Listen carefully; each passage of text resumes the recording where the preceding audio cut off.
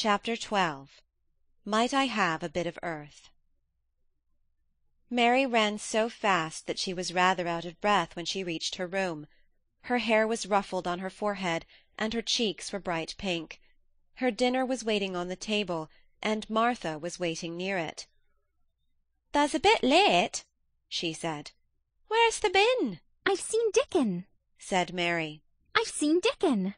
"I knew he'd come," said Martha exultantly. "How does thee like him?" I think he's beautiful," said Mary in a determined voice.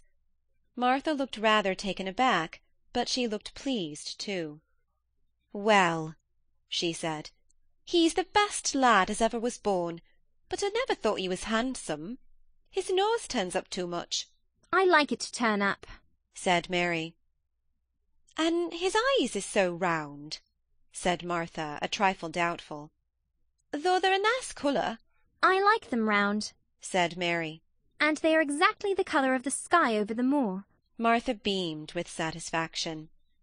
"Mother says he made him that colour with always looking up at the birds and the clouds. But he has got a big mouth, hasn't he now?" "I love his big mouth," said said Mary obstinately. "I wish mine were just like it." Martha chuckled delightedly. "It'd look rare and funny in thy bit of a face," she said. "But I knowed it would be that way when they saw him. How did they like the seeds and the garden tools?" "How did you know he brought them?" said Mary. I never thought of him not bringing 'em. He'd be sure to bring 'em if they was in Yorkshire. He's such a trusty lad." Mary was afraid that she might begin to ask difficult questions, but she did not. She was very much interested in the seeds and gardening tools, and there was only one moment when Mary was frightened. This was when she began to ask where the flowers were to be planted. "Who did they ask about it?" she inquired. "I haven't asked anybody yet," said Mary, hesitating. "Well, I wouldn't ask the head gardener. He's too grand, Mr. Roach is." "I've never seen him," said Mary. "I've only seen under gardeners and Ben Weatherstaff." "If I was you, I'd ask Ben Weatherstaff," advised Martha. "He's not half as bad as he looks, for all he's so crabbed. Mr. Craven lets him do what he likes, because he was here when Mrs. Craven was alive, and he used to make her laugh. She liked him. Perhaps he'd find you a corner somewhere, out of the way." "If it was out of the way and no one wanted it, no one could mind my having it, could they?" Mary said anxiously. "There wouldn't be no reason," answered Martha. "You wouldn't do no harm." Mary ate her dinner as quickly as she could, and when she rose from the table she was going to run to her room to put on her hat again, but Martha stopped her. "I've got something to tell you," she said. "I thought I'd let you eat your dinner first. Mr. Craven came back this morning, and I think he wants to see you." Mary turned quite pale. "Oh," she said. "Why? Why? He didn't want to see me when I came. I heard Pitcher say he didn't." "Well," explained Martha, "Mrs. Medlock says it's because of mother. She was walking to Thwaite village and she met him. She'd never spoke to him before, but Mrs. Craven had been to our cottage 2 or 3 times. He'd forgot, but mother hadn't, and she made bold to stop him. I don't know what she said to him about you, but she said something has put him in the mind to see you before he goes away again tomorrow." "Oh!" cried Mary. "Is he going away tomorrow? I'm so glad." "He's going for a long time. He mayn't come back until autumn or winter. He's going to travel in foreign places. He's always doing it." "Oh, I'm so glad, so glad," said Mary thankfully. If he did not come back until winter or even autumn, there would be time to watch the secret garden come alive. Even if he found out then and took it away from her, she would have had that much at least. "When do you think he will want to see—" She did not finish the sentence, because the door opened and Mrs. Medlock walked in. She had on her best black dress and cap, and her collar was fastened with a large brooch with a picture of a man's face on it. It was a coloured photograph of Mr. Medlock, who had died years ago, and she always wore it when she was dressed up. She looked nervous and excited. "Your hair's rough," she said quickly. "Go and brush it. Martha, help her to slip on her best dress. Mr. Craven sent me to bring her to him in his study." All the pink left Mary's cheeks.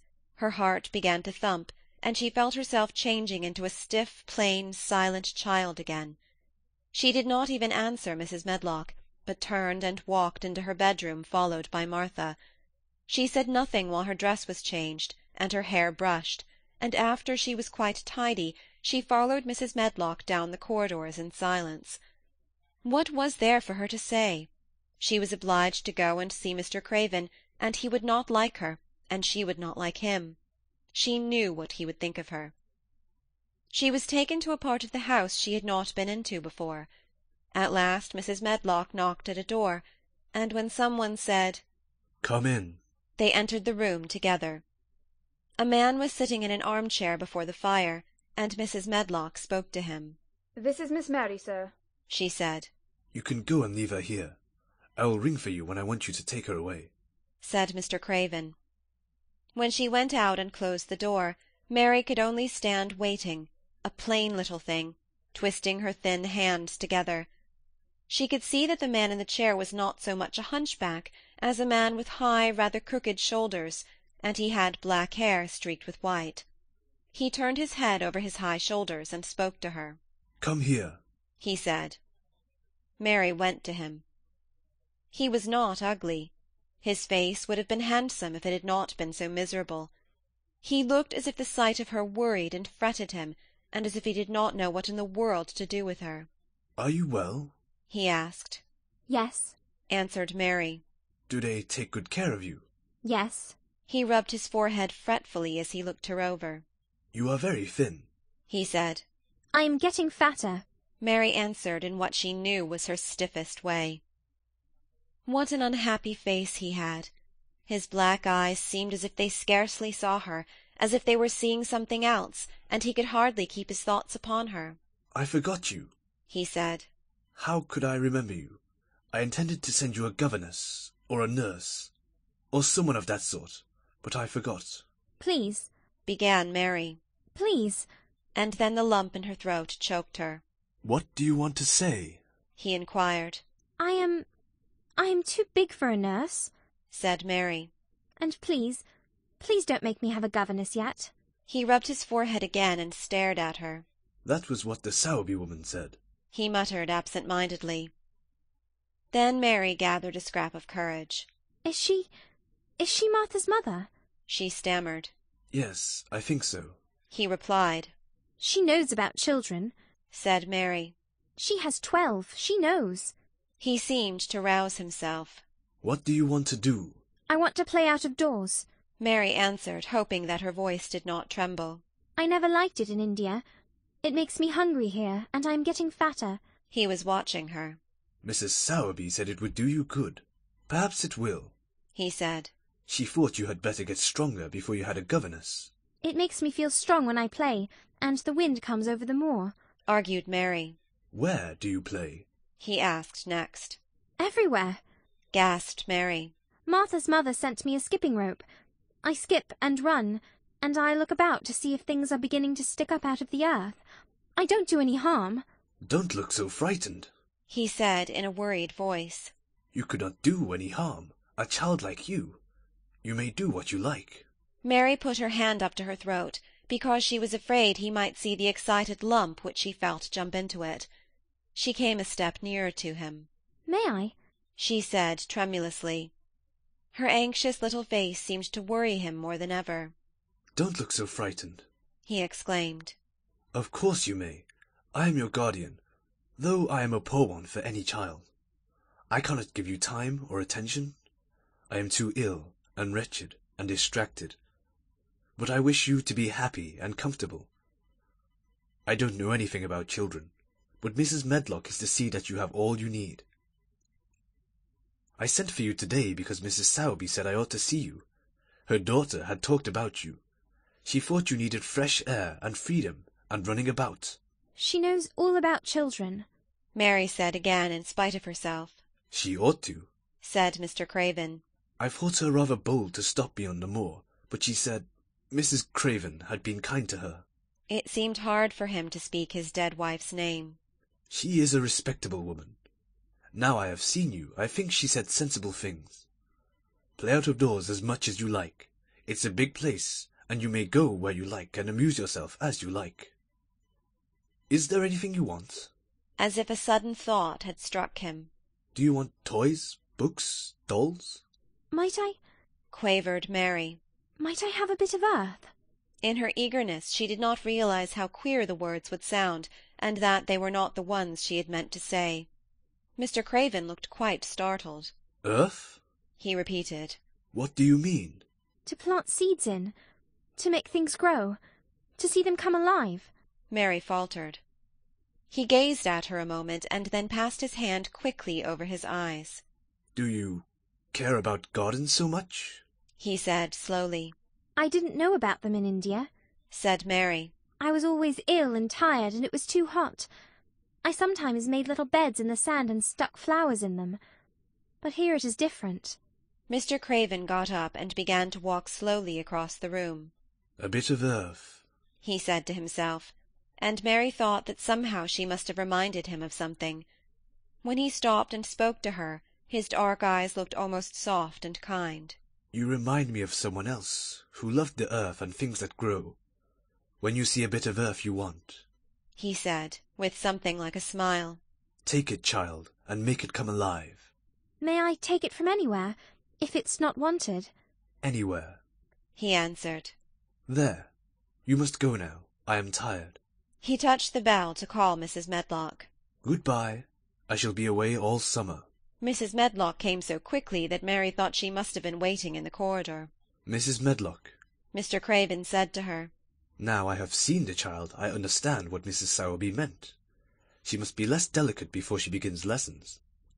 Give her simple, healthy food. Let her run wild in the garden. Don't look after her too much. She needs liberty and fresh air, and romping about. Mrs. Sowerby is to come and see her now and then, and she may sometimes go to the cottage." Mrs. Medlock looked pleased. She was relieved to hear that she need not look after Mary too much. She had felt her a tiresome charge, and had indeed seen as little of her as she dared. In addition to this, she was fond of Martha's mother. "Thank you, sir," she said. "Susan Sowerby and me went to school together, and she's as sensible and good-hearted a woman as you'll find in a day's walk. I never had any children myself, and she's had 12, and there never was healthier or better ones. Miss Mary can get no harm from them. I'd always take Susan Sowerby's advice about children myself. She's what you might call healthy-minded, if you understand me." "I understand," Mr. Craven answered. "Take Miss Mary away now, and send Pitcher to me." When Mrs. Medlock left her at the end of her own corridor, Mary flew back to her room. She found Martha waiting there. Martha, in fact, had hurried back after she had removed the dinner service. I can have my garden, cried Mary. I may have it where I like. I am not going to have a governess for a long time. Your mother is coming to see me, and I may go to your cottage. He says a little girl like me could not do any harm, and I may do what I like, anywhere. Said Martha delightedly. That was nice of him, wasn't it? Martha, said Mary solemnly. He is really a nice man, only his face is so miserable, and his forehead is all drawn together. She ran as quickly as she could to the garden. She had been away so much longer than she had thought she should, and she knew Dickon would have to set out early on his 5-mile walk. When she slipped through the door under the ivy, she saw he was not working where she had left him. The gardening tools were laid together under a tree. She ran to them, looking all round the place, but there was no Dickon to be seen. He had gone away, and the secret garden was empty, except for the robin who had just flown across the wall and sat on a standard rose-bush watching her. He's gone, she said woefully. Oh, was he only a wood-fairy? Something white fastened to the standard rose-bush caught her eye. It was a piece of paper. In fact, it was a piece of the letter she had written for Martha to send to Dickon. It was fastened on the bush with a long thorn, and in a minute she knew Dickon had left it there. There were some roughly printed letters on it, and a sort of picture. At first she could not tell what it was. Then she saw it was meant for a nest with a bird sitting on it. Underneath were the printed letters, and they said, I will come back. End of chapter 12.